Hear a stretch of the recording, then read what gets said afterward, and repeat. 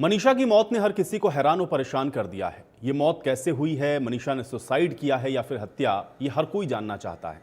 10 दिनों की मशक्कत के बाद अब सीएम नायब सिंह सैनी ने इस मामले को सीबीआई को सौंपने की सिफारिश कर दी है। ऐसे में अब दूध का दूध और पानी का पानी सबके सामने आने में ज्यादा वक्त नहीं लगेगा।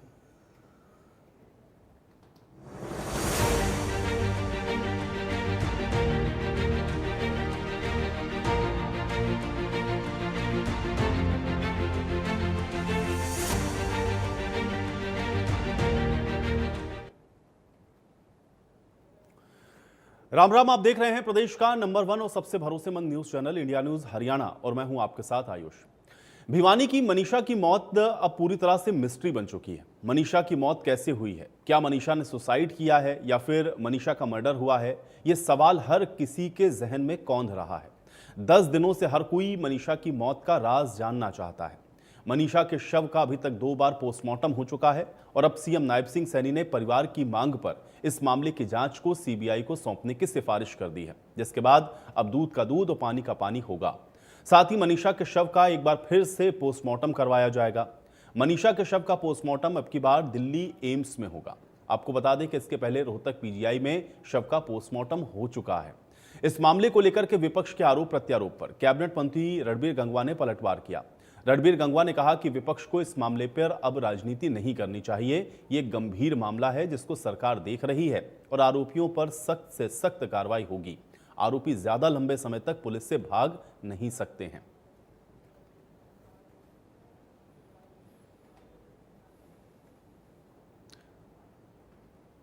तो सबसे पहले आपको देखें पोस्ट एक्स पर जो किया गया, ये बता देते हैं। भिवानी की हमारी बेटी मनीषा और उसके परिवार को न्याय दिलाने के लिए प्रदेश सरकार और पुलिस प्रशासन पूरी गंभीरता और पारदर्शिता के साथ कार्य कर रहा है और मैं स्वयं लगातार इस मामले की रिपोर्ट ले रहा हूं। परिवार की मांग के आधार पर हरियाणा सरकार निष्पक्ष जांच के लिए इस केस को सीबीआई को सौंपने जा रही है। ये एक्स पर पोस्ट किया है नायब सिंह सैनी ने और ये लिखा है उन्होंने। ये भी कहा है आगे कि सीबीआई को सौंपने जा रही है ये जांच और इस मामले में पूरा न्याय किया जाएगा। ये एक्स पर पोस्ट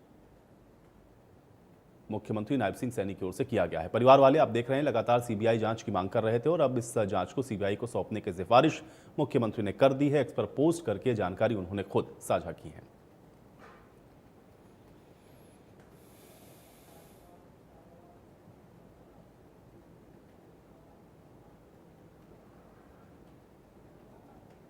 हमारी जो सरकार से मांगे थी ना सीबीआई जांच करवाने की, वो भी मांग ली गई है। एम्स में मेडिकल करवाने की जो भी मांग थी हमारी, वो मांग ली गई है।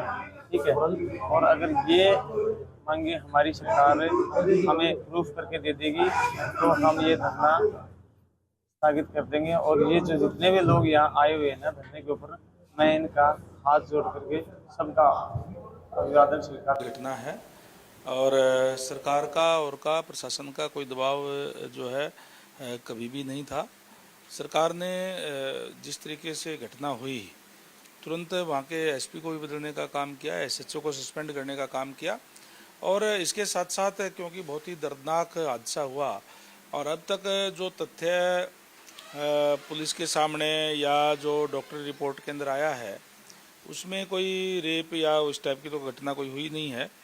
और फिर भी जो क्योंकि कीटनाशक दवाई भी खरीदी गई है, सुसाइड नोट भी सामने जो आया है, फिर भी क्योंकि मामले की गंभीरता को देखते हुए और जिस तरीके से लोगों की क्योंकि भावनाओं से भी जुड़ा हुआ मामला है, माननीय सीएम साहब ने इसको सीबीआई को जांच के लिए भेजने का काम किया है। तो निश्चित रूप से सीबीआई इसकी जांच करेगी। सरकार पहले भी स्पष्ट बिल्कुल इसमें कर चुकी है कि अगर किसी व्यक्ति ने इस घटना को अगर अंजाम दिया है, व्यक्ति या व्यक्तियों ने, तो निश्चित रूप से उनके खिलाफ कड़ी से कड़ी कार्रवाई जो है की जाएगी। कमेटी की जहाँ तक बात है, कमेटी तो उन लोगों ने ही डिप्यूट करने का काम किया है। कमेटी कोई प्रशासन की तरफ से तो बनाई नहीं गई। दूसरा जो बात है ये सुसाइड किया है या नहीं किया है, ये तो और गहरी छानबीन जब सीबीआई करेगी तो उसमें क्लियर हो जाएगा। सरकार का मंशा स्पष्ट पहले दिन से ही है कि इस तरीके की घटना जो भी हुई है उसके प्रति बहुत ही गंभीरता से कार्य करते हुए एसपी तक चेंज करके दूसरा एसपी लगा करके उसका जांच करवाने का काम किया है। जो प्रथम दृष्टि के अंदर जो जांच में जो आया है उसकी बात है कि जो सुसाइड नोट है, चाहे वो दवा खरीदने का मामला है, चाहे रेप का ना होना, और ये तमाम चीज़ें जो सामने आई है, लेकिन बिल्कुल फैक्ट क्या है वो और जो गहराई से जांच होगी उसमें सारी चीज़ें जो सामने जो है वो आज, और सेंसिटिव मुद्दा है, लोगों की भावनाओं से जुड़ा हुआ है। इसके ऊपर राजनीति का कोई मतलब नहीं है कि किस पार्टी के लोग क्या कहते हैं। ये इसके लिए तो सारों के सारे हमारी भावनाएं उस परिवार के साथ भी है, उस बच्ची के साथ भी रही है, और हर कोई ये चाहेगा कि बिल्कुल दूध का दूध और पानी का पानी हो। अगर जो सच्चाई क्या है वो सामने आनी ही चाहिए, और इसीलिए सरकार ने जो है सीबीआई को सौंपने का काम भी जो किया है। कानून व्यवस्था का दीवार तो सामने है। ये आपके साथ लगता हुआ भिवानी जिला है। वहां की एक लड़की जो है मनीषा नाम की टीचर जो थी, किस तरह से उस लड़की का अपहरण हुआ, स्कूल से निकलने के बाद उसकी फोटो दिखाई जाती है। स्कूल में अब तक किसी से पूछताछ नहीं की जाती है। जिस स्कूल से निकली है, जिस इंस्टीट्यूट से बाहर आई है, वहां के 1-1.5 घंटे के सारे जो कैमरे हैं वो ब्लॉक कर दिए जाते हैं। तो इससे बड़ी साजिश और क्या करेंगे। फिर पहले तो उसको हत्या कहा जाता है, बाद में पुलिस की कोई हत्यारा ऐसा सामने ना आ जाए जिससे सरकार की बड़ी बदनामी हो जाए, तो फिर उसको आत्महत्या का रूप देने की कोशिश की जाती है। लगभग 1 हफ्ता से हरियाणा प्रदेश में एक हत्या को आत्महत्या में बदलने का जो काम हरियाणा सरकार और प्रशासन जो मिलके कर रहे हैं, उसे पूरा देश, पूरी दुनिया देख रही।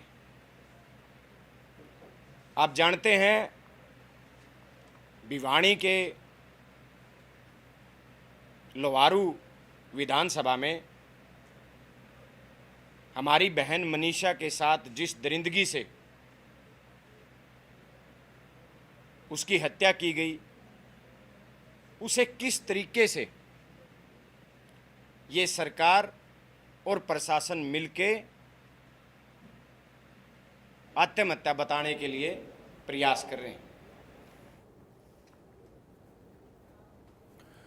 तो कुल मिलाकर के मनीषा की मौत की मिस्ट्री आप देख रहे हैं कि लगातार अभी भी उलझी हुई है। भाई ये हत्या है, आत्महत्या है, इसके क्या कारण हैं, ये तमाम चीज़ें जांच पर निर्भर करती हैं। लेकिन हाँ, जिस तरह के सवाल देख रहे हैं कि आप लगातार इस पूरे घटनाक्रम के बाद उठ रहे हैं, आज उनके जो जवाब हैं उसको तलाशने की कोशिश करते हैं।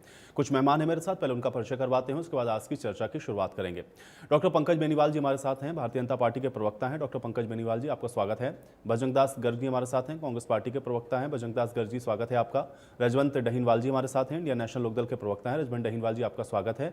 और प्रदीप मलिक जी हमारे साथ हैं, अधिवक्ता हैं। प्रदीप जी, आपका भी बहुत स्वागत है। प्रदीप जी, इसके पहले कि मैं राजनीतिक चर्चाओं की शुरुआत करूं, मैं आपके ही पास आ रहा हूं। थोड़ा कानूनी पक्ष इस पूरे प्रकरण का अगर समझा पाएं आप हमारे दर्शकों को, क्योंकि लगातार हम लोग देख रहे हैं कि इसमें जो चीजें हैं वो बड़ी उलझती हुई सी दिख रही हैं। 2 बार पोस्टमार्टम हो चुका, अब तीसरी बार पोस्टमार्टम एम्स में हो रहा है। सीबीआई को ये जो केस है वो रेफर किया जा रहा है, मुख्यमंत्री ने भी ये जानकारी दे दी है।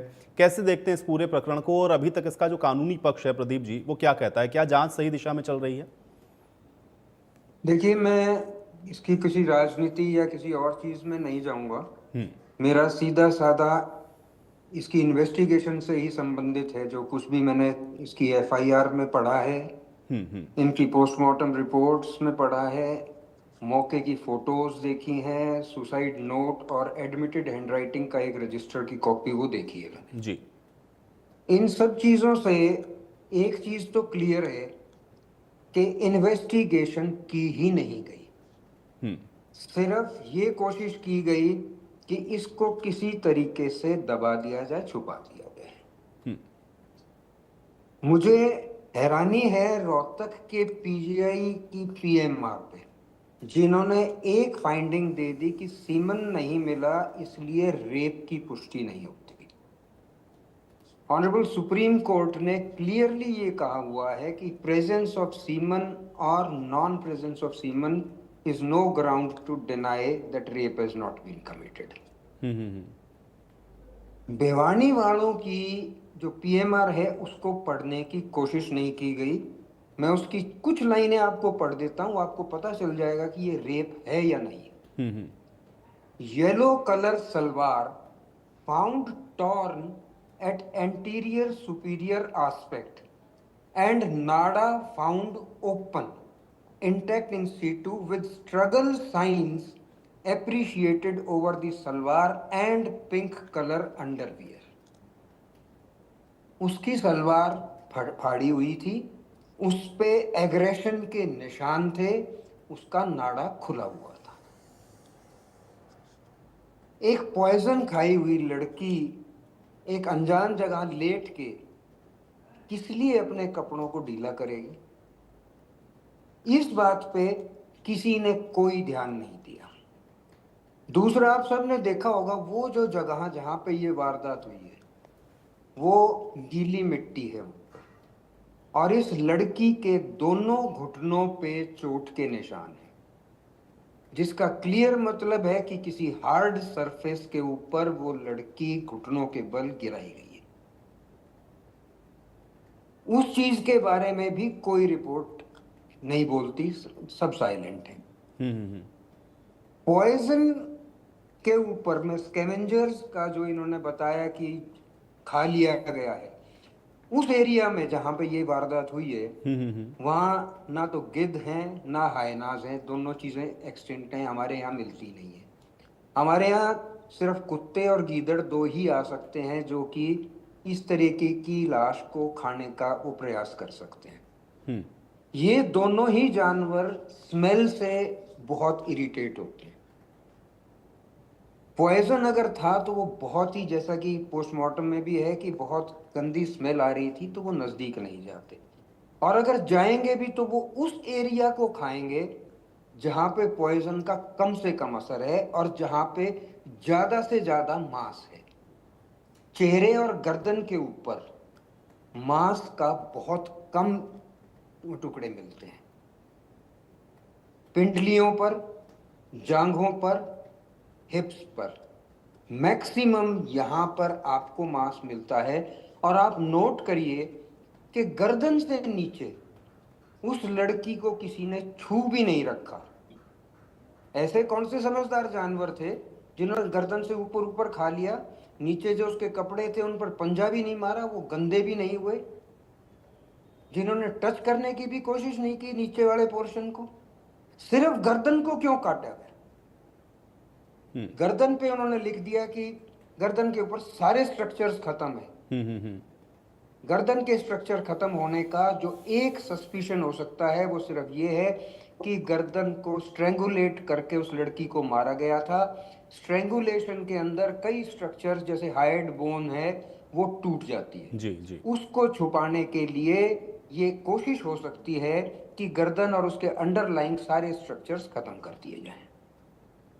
सिर्फ वही पोर्शन कुत्ता किस लिए खाएगा गर्दन को? उससे नीचे इतनी सारी बॉडी पड़ी हुई है, वहां से क्यों नहीं खाएगा? जहां पे स्मेल भी नहीं है पॉइजन की, जिन एरियाज में पॉइजन का असर नहीं होता, पिंडलियों पे, हिप्स पे, वहां पॉइजन का कोई असर नहीं होता, उन एरियाज को क्यों नहीं खाया उसने? सिर्फ वही क्यों खाया जहां पे पॉइजन का सबसे ज्यादा असर है? फिर किसी ने इस चीज को नोटिस नहीं किया कि उसकी 3 हड्डियां टूटी हुई थी, वर्टेब्रास। वो कैसे टूटी? उनका फ्रैक्चर कैसे हुआ? फ्रैक्चर तो लिख दिया इन्होंने, लेकिन ये किसी ने नहीं बताया कि फ्रैक्चर कैसे हुआ, क्यों हुआ, फोर्स यूज हुई, क्या हुआ इसके अंदर। एक मिसनोमर फैला दिया गया कि उसके ऑर्गन्स गायब है, उसके कोई ऑर्गन गायब नहीं है सिवाय गर्दन के स्ट्रक्चर के और कोई बॉडी का ऑर्गन उसका गायब नहीं है। चलिए ठीक है प्रदीप वो जी, कुल मिलाकर आप ये कह रहे हैं जी, कि ये जो चीजें हैं ये इस ओर इशारा करती है कि जो जांच जिस तरह से होनी चाहिए वो बहुत सारे क्लूज ऐसे हैं जिसको कहीं ना कहीं इग्नोर किया गया। बेनीवाल जी, बिल्कुल चलिए सबसे पहली चीज ठीक है, थी उस एरिया ठीक है, का डंप उठा ठीक है के प्रदीप जी, मोबाइल। मैं आऊंगा, मैं थोड़ा सा और चर्चा इस पर कर लेता हूं। बेनीवाल जी, चूंकि लगातार हम लोग देख रहे हैं परिवार वाले ये कह रहे हैं कि भाई मेरी बेटी को इंसाफ मिलना चाहिए। आज सीबीआई जांच की जो सिफारिश है वो कर दी आप लोगों ने, साथ ही साथ आज पोस्टमार्टम भी एम्स में होने वाला है, लेकिन इसको लेकर के जो प्रश्न बार बार उठ रहे हैं, तो सीधे तौर पर इसको कानून व्यवस्था के साथ जोड़ दिया जाता है, फिर पुलिस प्रशासन की जो कार्यशैली है वो हमेशा कटघरे में आ जाती है, क्वेश्चनेबल हो जाती है, और उसका एग्जाम्पल भी है क्योंकि आपको अपने एसपी को ट्रांसफर भी आपको करना पड़ा इसीलिए क्योंकि जांच सही से हो नहीं रही थी। कैसे इसको देखते हैं? फिर विपक्ष जो आरोप लगा रहा है वो तो लगता है कि फिर वो सही दिशा में है, फिर ये क्यों कहते हैं आप लोग कि इस पर राजनीति ना करें? बेनीवाल जी।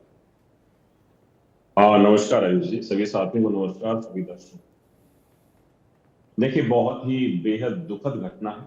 हमारी बेटी, हमारी बहन के साथ ऐसा दर्दनाक हादसा हुआ और वो परिवार बहुत संतप्त है, शोकाकुल है। पूरा गांव, पूरा शहर, पूरा हरियाणा, पूरा देश भी आज इस चीज के लिए शोकाकुल। देखिए, हरियाणा की सरकार कहे या खुद नायब सिंह सैनी जी, दोनों के दोनों प्रोएक्टिव होकर के इस मामले पर पूरी संजीदगी के साथ, संवेदनशीलता के साथ अपना कार्य कर रहे हैं। और जो पुलिस प्रशासन है वो इंडिपेंडेंटली अपनी छानबीन कर रहा है।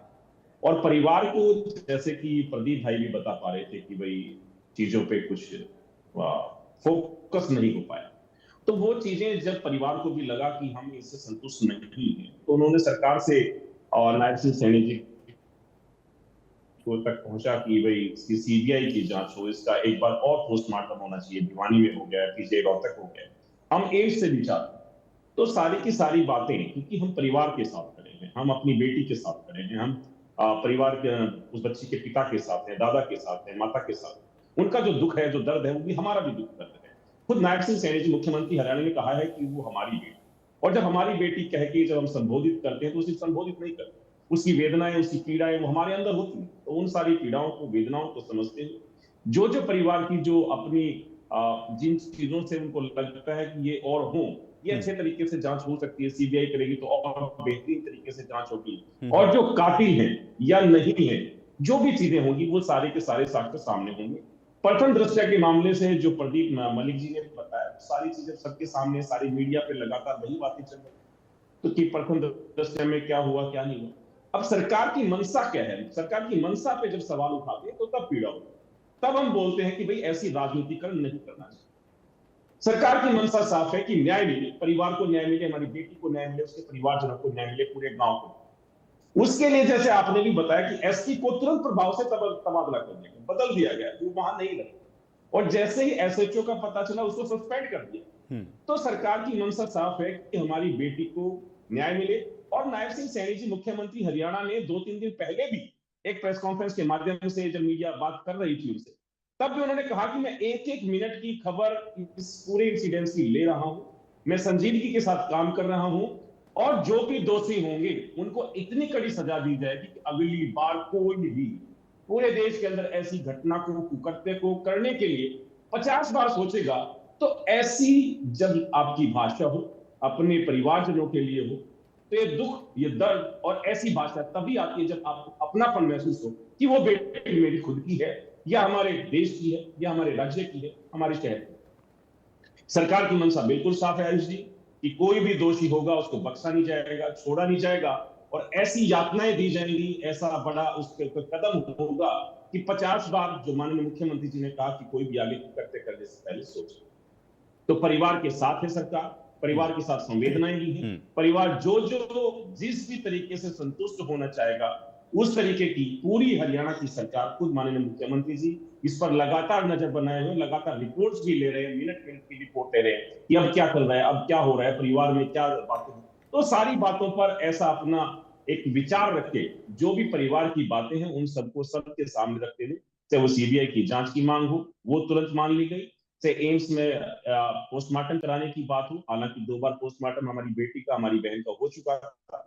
एक बार फिर अगर परिवार फिर भी संतुष्ट नहीं है तो तीसरी बार भी उसका पोस्टमार्टम करने के लिए ऑल इंडिया एम्स से होने के लिए, उसके लिए भी सारी की सारी चीजें तैयार हैं और हामी भर दी गई।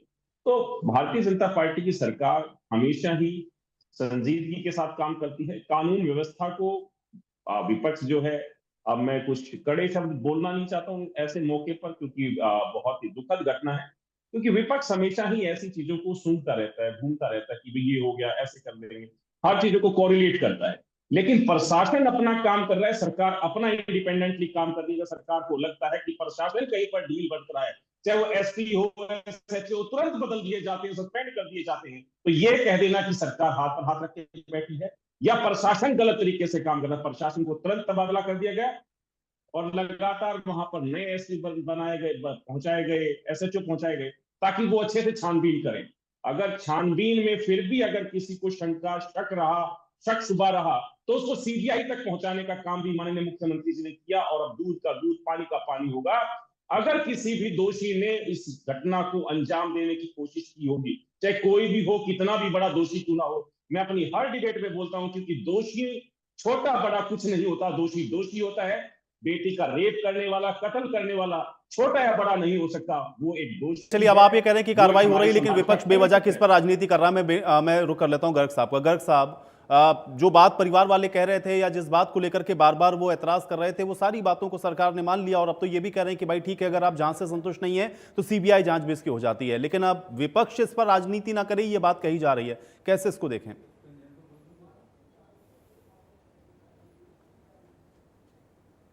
गर्ग साहब अनम्यूट कर लें, म्यूट हैं शायद आप।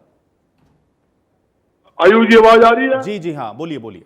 आयु जी, मैं मुनीषा जी की मौत पर बड़ा गहरा दुख प्रकट करते हुए आज मैं कहना चाहता हूं, पूरा देश के अंदर, हरियाणा नहीं, पूरे देश के अंदर शोक की लहर है इस टाइम। आज हालात क्या है, एक शिक्षक मुनीषा की मृत्यु के कारण आज जनता में बड़ी भारी नाराजगी है।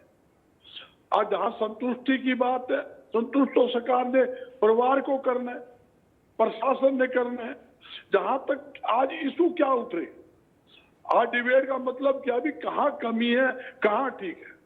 जहां तक मुनीषा 11 अगस्त को स्कूल से 2:30 बजे लापता हो जाती है। जब वो 11 तारीख को स्कूल में आती है तो सीसीटीवी कैमरे में एंट्री दिख रही है, लेकिन उसमें आ रही है, स्कूल में आते हुए साफ दिख रही है, और जाते वक्त की कोई सीसीटीवी फुटेज नहीं है। और यहां तक कि उसका शव 13 अगस्त को मिलता है। यह एक बड़ा सोचने का विषय है। 2 दिन 11 से और 13 के बीच में क्या हुआ, क्या परिस्थिति थी, ये परिवार और जनता जानना चाहती है। जबकि रात को 12 बजे 12 तारीख को उसका मोबाइल मुनीषा का ऑन होता है, तो पुलिस की वहां लापरवाही दसती है। जब मोबाइल ऑन होगा, उसकी लोकेशन के हिसाब से कार्रवाई तुरंत प्रभाव से पुलिस प्रशासन को करनी चाहिए थी। पुलिस प्रशासन इसको हल्के में लेता रहा, जिसके कारण ये आंदोलन मतलब एक बड़ा रूप ले चुका, बड़ा लंबा आंदोलन सा हो गया। 11 तारीख का और आज 20 तारीख होगी, लगभग 10 दिन हो गए। 10 दिन तक सरकार इस रिजल्ट तक नहीं पहुंच पाई है, पुलिस रिजल्ट तक नहीं पहुंच पाई है। असली में हकीकत क्या है? कभी आईजी बयान देता है भाई उसने तो सुसाइड की है, उसने मतलब जहरीला पदार्थ खाकर आत्महत्या कर ली, सुसाइड नोट मिल गया और उसकी लाश को जानवर खा गए। दूसरी तरफ ये कहते हैं दोषी को बख्शेंगे नहीं, दोषी को खिलाफ सख्त कार्रवाई करेंगे। मुख्यमंत्री जी भी कहते हैं, उनके मंत्री भी कहते हैं, आईजी का खुद का बयान भी यही है, जो भी दोषी है उनके खिलाफ सख्त से सख्त कार्रवाई की जाएगी। अरे इनके बयानों में ही ये खुद उलझे हुए हैं। दोषी है तो इसका मतलब कांड हुआ है, इसका मतलब हत्या की गई है। आपके चैनल के ऊपर वकील साहब बैठे, उन्हें सारा स्पष्ट बार बार बताया। जहां तक कि आज परिवार भी इस बात पर बार बार एक ही मांग कर रहे हैं, हमें न्याय मिलना चाहिए। जो भी हत्यारे हैं मुनीषा के, उन हत्यारा के खिलाफ सख्त से सख्त कार्रवाई होनी चाहिए। और जहां तक इन्होंने सीबीआई की जांच दी है, बहुत अच्छा निर्णय, अगर तो अच्छा निर्णय, परिवार की भी मांग थी और आम जनता की भी मांग थी भी सीबीआई की जांच होनी चाहिए। पर देखिए, ये भी हाल ही के अंदर ये मुनीषा का कांड हुआ, वह तो कुछ ही सुलझी नहीं। आज इंद्री के अंदर भी 16-17 साल की लड़की को हत्या कर दी गई आपके सामने, वो एक मुद्दा और बना हुआ है। मैं कहता हूँ, ये कहते हैं बेटी बचाओ बेटी पढ़ाओ, इनके राज में बेटी सुरक्षित नहीं है। बेटी सुरक्षित होती तो अन्याय, मतलब पीड़ित परिवार को न्याय मिलता। इसे मुख्यमंत्री को बात करनी चाहिए थी, बात करके उनको संतुष्ट करना चाहिए था कि हम आपके खिलाफ, अब 2 दोषी के खिलाफ कार्रवाई करेंगे। ये उसका वो मिला, सुसाइड नोट मिला है, ऐसे ऐसे ये बात है। कितने दिन बाद आप देख रहे, ये लोग 2 दिन पहले, यानी कि 7 दिन बाद पुलिस का बयान आता है। डॉक्टर की जो मेडिकल रिपोर्ट सेकंड जो होती है, उसके वो कहते हैं भी ये हुआ, ये तो उन्होंने जहरीला पदार्थ खा लिया, उससे आत्महत्या हुई और वो जो जानवर थे उसका शरीर को नोच लिया। मैं वकील साहब की बात पर सहमत हूँ। आप देखिए उनकी नाड़ कितनी % कर चुकी थी, जो बताया, जो मैंने एक वकील से बात की और एक वकील चैनल पर सारी डिटेल करने में बताया था, कितनी %, यानी कि उसे बताया थोड़ा सा आखिरी का हिस्सा बचा था। 90% नाड़ पूरी कर चुकी थी, जो उन्होंने बताया। वही वो मरने के बाद जहरीला नाड़ कौन काटेगा अपने हाथ से? जानवर कोई नाड़ खा सकता है, वो मतलब अंदर डिप। ठीक है गढ़ साहब, कुल मिलाकर आप भी यही कह रहे हैं कि पुलिस की जो कार्यशैली है वो क्वेश्चनेबल है और पुलिस इसमें सही तरीके से काम कर नहीं रही थी। ठीक है, डहीनवाल जी आप भी क्या, क्योंकि बार बार ये कहा जा रहा है कि भाई बेवजह के इस पर राजनीति विपक्ष क्यों कर रहा है? जो भी परिवार चाह रहा है वो उस दिशा में इस जांच को आगे बढ़ाया जा रहा है। अब तो सीबीआई जांच की भी बात हो गई। डहीनवाल जी, आयुष जी, हम पुलिस के ऊपर, प्रशासन के ऊपर या सरकार के ऊपर क्वेश्चन मार्क क्यों लगा रहे हैं, ये भी तो रीजन मेंशन है। ये भी तो हमारे वकील साहब ने भी क्लियर कर दिया। मैं भी इस चीज को क्लियर करने वाला था, लेकिन वकील साहब ने कर दिया। बहुत अच्छी बात है, क्योंकि वो तो नॉन पॉलिटिकल है। अगर मैं उन चीजों को लेके आता तो आप ही मेरे को या बेनीवाल जी कह देते कि भाई आप तो राजनीति कर रहे हो। असल में पुलिस प्रशासन और सरकार का जो रोल है, वो रोल यही है कि जो बेटी मनीषा जब 11 तारीख को घर से गई है और उसके बाद पुलिस वाले, अगर हम पुलिस वालों के पास जा रहे हैं, अगर वो मुकदमा दर्ज करने की बजाय उसके चरित्र पर आरोप लगाएं, उस पर लांछन लगाएं, मुकदमा दर्ज ना करें, तो ये गलत है ना। और दूसरी बात ये है कि अगर किसी भी बेटी के साथ या किसी की भी बच्ची अगर इस प्रकार से लापता हो जाए, तो पुलिस का काम है उसको ढूंढने का। ये नहीं है उनको सलाह देने की, नहीं है कि बोले शादी कर गई होगी, भाग गई होगी। इस तरह की बातें करना कहीं ना कहीं हमारे समाज में ठीक नहीं समझी जाती। दूसरी बात यह है कि अगर उसकी 13 तारीख को जिस प्रकार से उसकी डेड बॉडी मिली है, मैं एक चीज और बताना चाह रहा हूँ कि बार बार ये घुमाने का प्रयास कर रहे हैं कि बोले जी सुसाइड कर लिया, जहर खा लिया। अब एक चीज बताए ना, जब पुलिस प्रशासन अगर वहां पर पहुंच चुका है और जो प्रत्यक्षदर्शी हैं जिन्होंने फर्स्ट टाइम वहां पर इस बॉडी को देखा, वो ये कह रहे हैं कि जब हम वहां पर मौजूद थे उस समय कोई सुसाइड नोट नहीं मिला। और आमतौर पर हरियाणा की बात करें तो 5 से 7 रोज सुसाइड हो रहे हैं। एक बार इनसे ये पूछ लो, बेनीवाल जी बता देंगे कि भाई कितने सुसाइड मैटर में कितने एसपी का तबादला कर रहे हो, कितने एसएचओ को सस्पेंड कर रहे हो। अगर सीएम साहब ही बार बार ये कह रहे कि मैं तो पल पल की जानकारी ले रहा हूँ, बिल्कुल ठीक है, पल पल की जानकारी ले रहे हो, तो क्या आपने एक एसपी साहब से एक बार भी नहीं पूछा? और एसपी साहब ने ये नहीं बताया कि बोला जी हमें तो सुसाइड नोट मिला है, लड़की ने जहर खाया है। इसका मतलब ये है कि पुलिस प्रशासन और सरकार कहीं ना कहीं इस मामले को दूसरी तरफ डाइवर्ट करने का प्रयास कर रहे हैं। एक चीज और भी आ रही है कि 5 दिन बाद सुसाइड नोट मिलना, वो मतलब सुसाइड नोट की बात लेके आना सामने। अगर इस प्रकार की बातें हम अक्सर देखते हैं कि जब भी कोई इस प्रकार की घटना होती है तो पुलिस बिल्कुल बता देती है कि बोले जी सुसाइड का मामला है, मर्डर का मामला है, रेप का मामला है। और तो और छोड़ो, डॉक्टर के पास जाते हैं तो वो भी ये बता देते हैं कि इसने जहर खाया हुआ है। ये चीजें वहां पर क्लियर क्यों नहीं हुई? उसके बाद सीबीआई को मामला दे दिया, चलो ठीक है भाई, परिवार वाले कहाँ उम्मीद करें, क्योंकि हरियाणा सरकार पर, उन पर, पुलिस प्रशासन पर तो विश्वास है नहीं।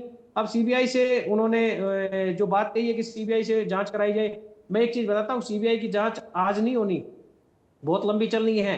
और वकील साहब को पता है कि अगर न्याय देर से मिलता है तो वो न्याय नहीं कहलाता। यही चीज इसमें होनी है और कहीं ना कहीं सरकार इस मामले को लिपापोती करके दबाने का प्रयास कर रहे हैं। उसके फादर की स्टेटमेंट आई, बेटी मनीषा के पिताजी की स्टेटमेंट आई कि मेयर पर प्रेशर डाल के इन्होंने अंतिम संस्कार करवाने की कोशिश की गई। अब ये चीजें ही सरकार के ऊपर सवालिया निशान खड़ा कर रहे हैं कि ऐसी क्या मजबूरी है, किस व्यक्ति को, कौन व्यक्ति को बचाने का प्रयास कर रहे हैं। आप जब बच्ची कॉलेज जा रही है तो कॉलेज की सीसीटीवी फुटेज उस दिन से बंद क्यों चल रही है, वहां पर आप किसी को एंट्री क्यों नहीं करने दे रहे? क्या मतलब है? जब आप इतनी सारी चीजें कर रहे हैं और उसके बाद भी अगर क्लू आपके पास नहीं मिल रहा तो इसका मतलब यह है कि जब उसकी कहीं ना कहीं गड़बड़ है। एक बात और आती है कि बेटी का मोबाइल आज तक क्यों नहीं मिला है? कोई सुसाइड कर रहा है, हम इनकी बात से सहमत हो जाए, सुसाइड कर रहा है, अच्छी बात है, आपने बता दिया भाई, लेकिन सुसाइड करने वाले का मोबाइल आज तक क्यों नहीं मिला है? उस मोबाइल को ट्रेस क्यों नहीं कर पा रहे? जब सारी चीजें आपको मिल रही है, मोबाइल नहीं मिल पा रहा। एक बात ये आ रही कि बार बार ये कह रहे हैं कि हम एक एक पल की रिपोर्ट ले रहे हैं। ऐसी कौन सी रिपोर्ट है जो रोज आप ले रहे हैं और अभी तक क्लियर नहीं कर पा रहे कि उस बच्ची के साथ हुआ क्या है? 2 बार पोस्टमार्टम हुआ, तीसरी बार अब होने की तैयारी आप अभी चल रहा है, पोस्टमार्टम चल रहा है। उसके बावजूद कहीं ना कहीं सरकार और ठीक है प्रशासन कुछ बेनीवाल जी, बहुत सारे प्रश्न आपने उठाए हैं, मुझे लगता है कि इसका जवाब बेनीवाल जी देंगे, लेकिन मैं एक बार फिर से प्रदीप जी का रुख कर लेता हूं। प्रदीप जी, ये पुलिस की कार्यशैली हर बार क्वेश्चनेबल क्यों हो जाती है? और बहुत सारे केसेस हम लोगों ने देखे, इसके पहले भी बहुत सारे केसेस में ये प्रश्न उठता रहा, भाई अगर गुमशुदगी की भी रिपोर्ट दर्ज करवाने गए तो पुलिस को गंभीरता से तो इन मामलों को लेना चाहिए।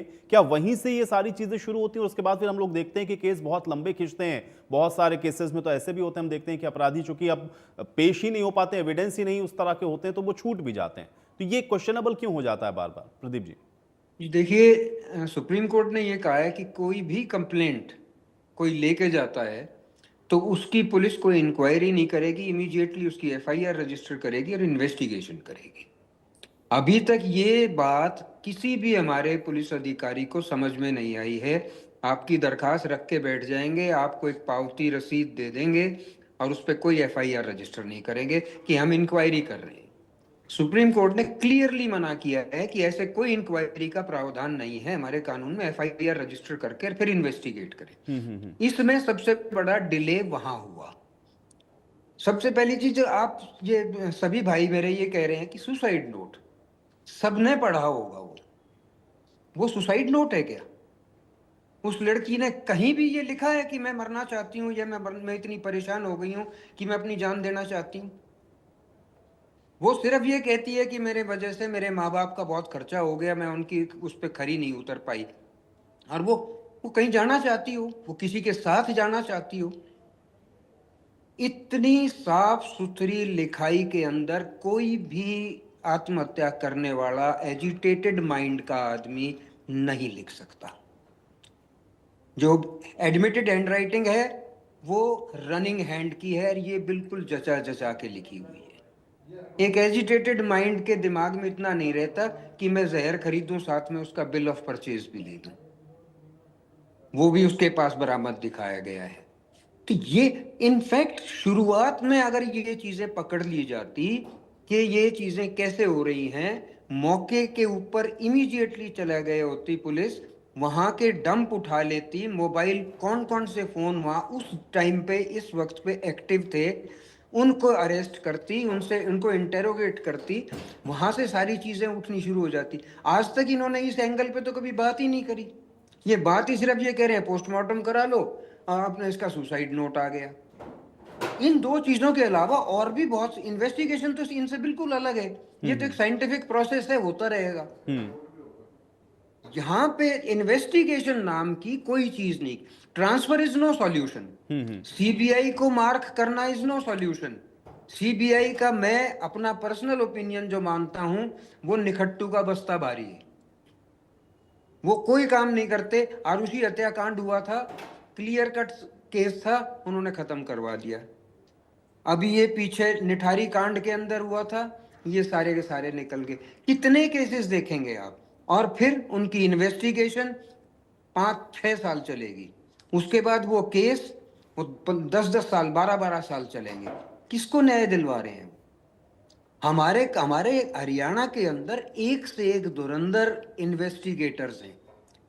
सलाह करें, परिवार के लोग बैठें और जो लोग इस कानून की उससे जुड़े हुए हैं वो सलाह करके बताएं कि भाई ये एसआईटी इस तरीके से गठित करके, और हमारे हरियाणा की पुलिस ही क्यों ना करे इसको। हम अपने ही पुलिस वालों पे ये क्यों मान लेते हैं कि हमारे सारे पुलिस वाले बेईमान हैं? इन्वेस्टिगेशन ठीक ढंग से नहीं हुई, मॉनिटर करने की जरूरत है, किसी सख्त अधिकारी को वहां बैठाने की जरूरत है जो इसको ढंग से वो कर सके। सीबीआई को देना, मैं समझता हूं कि सीबीआई को नहीं, लेकिन देने के प्रदीप जी बाद अब ये मामला इसमें ठंडे क्योंकि बस्ते ये तो में चला परिवार जाएगा वाले 4-5 या जो साल। लोग हैं या ग्रामीण हैं उन्हीं की डिमांड है कि भाई सीबीआई जांच होनी चाहिए, तो अब इसमें तो वो क्या देखिए, ग्रामीणों को नहीं पता, ग्रामीणों के लिए सीबीआई नाम एक बहुत बड़ा नाम है। उनके लिए, उनको ये नहीं पता कि सीबीआई का प्रोसेस क्या होता है। 6-6 साल तक चलता रहेगा। 6 साल तक कोई भी ऐसा आंदोलन नहीं चल सकता, ऐसे धरना नहीं चल सकता। कल को वो बेचारा, उसका पिता अकेला रह जाएगा, कोई उसके साथ खड़ा होने वाला। हमने सारे देखे हैं इस तरीके के माहौल, बड़े से बड़े। या मैंने नेपाली लड़की वाला केस यहाँ किया था, उसमें 7 आदमियों को सजा दिलवाई थी। उसके अंदर हरियाणा पुलिस ने इन्वेस्टिगेट मैं किया। एक बात बता देता हूँ, मैं प्रदीप जी की एक बात पूरी कर देता हूँ। जी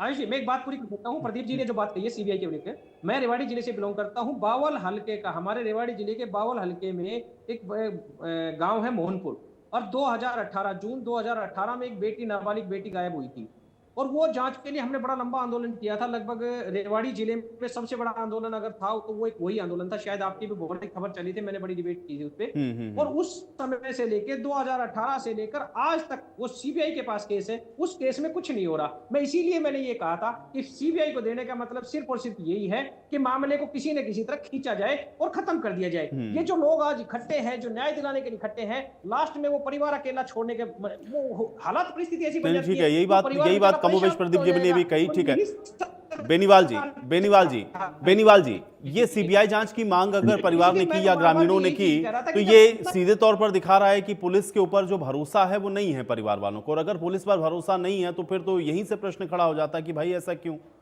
पुलिस के ही ऊपर अब जनता भरोसा नहीं कर रही, ग्रामीण भरोसा नहीं कर रहे, उनको ये जांच से ही संतुष्ट नहीं है वो। बेनीवाल जी। आयुष जी, देखिए, परिवार और ग्रामीण चाहते हैं कि भाई ग्रामीण जो वासी हैं वो चाहते हैं सीबीआई से। अभी यहाँ मेरे साथी बैठे हैं 3 और मेरे साथ, इनमें से 2 ये कह रहे हैं कि सीबीआई पे भरोसा नहीं। अभी किस तरीके का जो माइंडसेट है, क्या इस तरीके का माइंडसेट ये बनाना चाहते हैं? न्यायपालिका पर इनको भरोसा नहीं, सीबीआई पर भरोसा नहीं है, पुलिस पर भरोसा नहीं है, सरकार पर भरोसा नहीं है, इनको भरोसा है किस पर? और जनता को इन पर भरोसा नहीं है। कमाल की बात ये, इनको उन चीजों पर भरोसा नहीं है जिनसे देश चल रहा है। संविधान पर भरोसा नहीं है, न्यायपालिका पर भरोसा नहीं है, और जनता को इन लोगों पर भरोसा नहीं है। जनता को भारतीय जनता पार्टी पर भरोसा है, नायब सिंह सैनी जी पर भरोसा है, नरेंद्र मोदी जी पर भरोसा है। तो ये इनका कहना, इनका जो मैं वही कह रहा था, राजनीतिक जो लोग राजनीतिक भेड़िए बनकर इसमें कूद पड़े हैं, वो गलत है, सरासर गलत है। बिल्कुल इसमें नहीं करना चाहिए। सीबीआई निष्पक्ष तरीके से जांच करेगी। कहा गया कि दूध का दूध, पानी का पानी होगा तो होगा। नायब सिंह सैनी जी ने कहा है कि भाई दोषियों को कड़ी सजा मिलेगी अगर कोई दोषी पाया जाता है। तो ये भी कहा कि कोई दोषी पाया जाता है, चाहे वो कितना ही बड़ा क्यों ना हो, सबको कड़ी सजा मिलेगी। ऐसी सजा मिलेगी 50 बार क्यों ऐसा नहीं, लेकिन इसी का एक काउंटर बेनीवाल जी आया ना, क्योंकि अगर आप ये कहते हैं कि ये मामला सुसाइड का है, या अगर आपका आईजी ये कहे कि ये मामला सुसाइड का है, तो फिर इसमें दोषी वाली बात कहां से आ जाती है? इसका मतलब तो कहीं ना कहीं ये मान के चल रहे हैं प्राइमा फेसी आप लोग भी कि इसमें कुछ और एंगल भी हो सकता है। और यही बात तो परिवार भी कह रहा है कि पुलिस जांच ही सही तरीके से नहीं कर रही है, दबाना चाहती है इस पूरे मामले को। देखिए आयुष जी, पुलिस प्रशासन ने इंडिपेंडेंट ही अपना काम किया, और उनको जो साक्ष्य मिले, जो प्रथम दृष्टया के हिसाब से जो प्रथम साक्ष्य उनको सामने आए, उन साक्ष्यों के आधार पर एक रिपोर्ट उन्होंने बना करके मीडिया के सामने, जनता के सामने रखी कि भाई ये चीज ऐसे है। ना तो वहां पर कोई रेप की पुष्टि हुई है, ना वहां पर कोई ऐसा एसिड अटैक मिला है कि चेहरे पर एसिड डाल दिया गया हो। क्योंकि इन 2 चीजों के लिए ग्रामीण वासियों और परिवार की सबसे बड़ी चिंता यही थी कि हमारी बेटी के साथ, हमारी बहन के साथ रेप हुआ होगा, जघन्य अपराध हुए होंगे, उसके चेहरे को जला दिया गया एसिड अटैक। इन दोनों ही चीजों का जब 2 जगह से पोस्टमार्टम होता है, वहां से दोनों के दोनों साक्ष्य मिलते हैं, और उन चीजों को सामने रखकर जब डॉक्टर्स की टीम और आईजी जब सामने बात रखी कि भाई ये दोनों एंगल तो नहीं है, और इस एंगल में हो सकता है कि बच्ची ने सुसाइड किया हो, क्योंकि उसके विश्वास में उसके ऑर्गन्स के अंदर ऑर्गेनोफॉस्फोरस पॉइजनिंग मिली है, जो एक कीटनाशक दवाई है वो मिली है।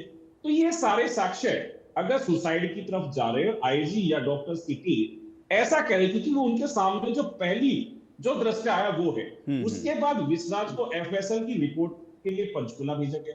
वो सारी रिपोर्ट समयबद्ध आएंगी और जैसे जैसे वो रिपोर्ट्स आएंगी, कोई हेयर्स को पकड़ा गया होगा, कोई बॉडी पे अगर और एबनॉर्मल हेयर्स होंगे गुड़िया के, वो लिए गए होंगे। कपड़ा है उसको भी भेजा गया है, उसपे जो ब्लड स्टेन या फिर येलो कलर के स्टेन जो भी प्रदीप मलिक जी बता रहे थे, उन सब का एक डब्बे में बंद करके उन सबको एफएसएल रिपोर्ट के लिए भेजा जाता है। वकील साहब ने सब कुछ अच्छे से जानते होंगे। हाँ, इन्होंने रेप का जो एक बिल्कुल ठीक कहा था कि सुप्रीम कोर्ट का आदेश अलग तरीके से, सीमन मिलना या ना मिलना ऐसा कोई भी वो नहीं है कि भाई रेप नहीं हुआ। वहां पर पेनिट्रेशन ही एकमात्र ऐसी चीज है कि भाई जिसकी वजह से कह दिया जाता है, सुप्रीम कोर्ट बोलता है कि रेप हुआ है। अगर डॉक्टर्स की टीम, दो डॉक्टर्स की टीम और आईजी अगर कुछ कह रहे हैं तो उन बातों का भी कुछ तो मतलब है। ऐसा नहीं है कि हम उनको ठीक है। मुझे लग रहा है एक काउंटर क्वेश्चन शायद प्रदीप जी कुछ पूछना चाहते हैं। मैं आ रहा हूं, एक मिनट। प्रदीप जी मैं एक आपसे दो ही चीजें पूछ रहा हूं। दो पोस्टमार्टम रिपोर्ट्स हैं, एक भिवानी की, एक रोहतक की। अगर आप उनको पढ़ें, भिवानी वाली के अंदर वो कहते हैं कि इसकी आंखों में से सॉकेट है, अंदर पे सारा आई बॉल्स निकाल ली गई। रोहतक वाली पोस्टमार्टम रिपोर्ट के अंदर वो कहते हैं कि उनके तो आई बॉल्स हैं वहां पे, कॉर्निया और वो दोनों चीजों को वो दिखाते हैं कि वो मौजूद है। वो कैसे आ गई? इतना केयरलेसली क्या इन्वेस्टिगेशन होती है? साइंटिफिक इन्वेस्टिगेशन ऐसे होती है? और आपको मैं एक चीज बताऊं, ऑर्गेनोफॉस्फोरस पेस्टिसाइड हमारी कोको कोला बनाने में या कोई भी सॉफ्ट ड्रिंक बनाने के लिए अंदर एक लिमिटेड क्वांटिटी में यूज होता है। अंडरग्राउंड वाटर के अंदर भी ऑर्गेनोफॉस्फोरस केमिकल मिल जाता है।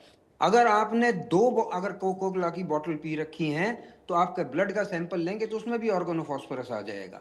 डिपेंड करता है कि कितनी क्वांटिटी में मिला। Was it sufficient to kill a person, या वो सिर्फ एक लिमिटेड क्वांटिटी में, वो तो किसी ने सॉफ्ट ड्रिंक पी रखी होगी उसके ब्लड में भी आ जाएगा। ऑर्गेनोफॉस्फोरस कंपाउंड हर बॉडी के अंदर, आज मेरी बॉडी में भी अगर मैंने अंडरग्राउंड वाटर पी रखा है तो मेरी बॉडी में भी मिल जाएगा। एक मिनट, बेनीवाल जी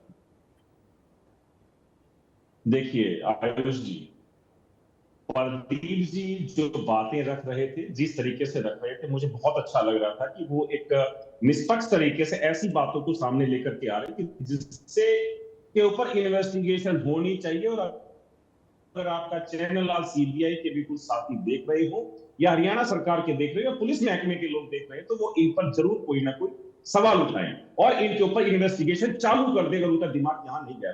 लेकिन अब जो वाक्य इन्होंने रखा कि ऑर्गेनोफॉस्फोरस तो मेरे अंदर भी है, ऑर्गेनोफॉस्फोरस तो पेप्सी पीने वालों के अंदर है, मतलब मैं वही कहा कि किस तरीके का एग्जाम्पल सेट मेरे जो बाकी साथी वो करना चाह रहे हैं। ऑर्गेनोफॉस्फोरस पॉइजनिंग लेने से लोगों की जान चली जाती है, और अगर ऐसा हुआ है और बिटिया के पेट में, उसके विसराज में अगर ऑर्गेनोफॉस्फोरस पॉइजनिंग के कण मिले हैं तो उससे निसंदेह बच्ची की जान जा सकती है। मैं पेशे से डॉक्टर हूं। ऑर्गेनोफॉस्फोरस पॉइजनिंग के सैकड़ों केस में अपनी लाइफ में देखे और लगभग उनमें लीड्स टू डेथ हुई है। लोगों की जान बचाना बहुत मुश्किल होता है। अगर प्रदीप मलिक जी को इस बात का भी अंदेशा होना चाहिए कि इनकी 2 पेप्सी पीने से या 2 लीटर पेप्सी पीने से कभी इनकी जान नहीं गई होगी या किसी लोग आदमी को मरते हुए नहीं देखा होगा। मैं जान जाने की बात नहीं कर रहा। इतने ना मलिक साहब गलत एग्जांपल सेट ना करें। यहाँ बैठे ऐसा है, जनता को भ्रम फैलाने की डॉक्टर साहब, मैं आपसे मैं रिक्वेस्ट करूंगा, आप मेडिकल जूरिस्प्रूडेंस पढ़ें। सिर्फ इस चीज पे मत बोलिए। आपने मेडिकल जूरिस्प्रूडेंस पढ़ी है जिसके अंदर ये दिया हुआ है? पढ़ा है, हमने भी सारा पढ़ा है, तभी मैंने आपकी रेप वाली बात को तुरंत मान ली। मैंने आपकी रेप वाली बात पे एक बार भी क्वेश्चन नहीं उठाया कि आपने सुप्रीम कोर्ट का हवाला देते हुए ऐसी बात कही, क्योंकि मैंने भी वहां पर पढ़ा है सारा के सारा। लेकिन ऐसी बातें ना कहें कि जिससे भ्रम पैदा हो। अभी गर्ग साहब ठीक है, चलिए आप ही करें, भ्रम फैलाने वाली बात नहीं होनी चाहिए। ठीक है गर्ग साहब। आयु जी, सबसे बड़ी बात क्या है, आज मुनीसा का परिवार चिल्ला के कह रहा है जो मुनीसा ने आत्महत्या नहीं की और आत्महत्या कर भी नहीं सकती, और आत्महत्या करने का कोई इशू था भी नहीं, उसको ऐसी कोई बात नहीं थी।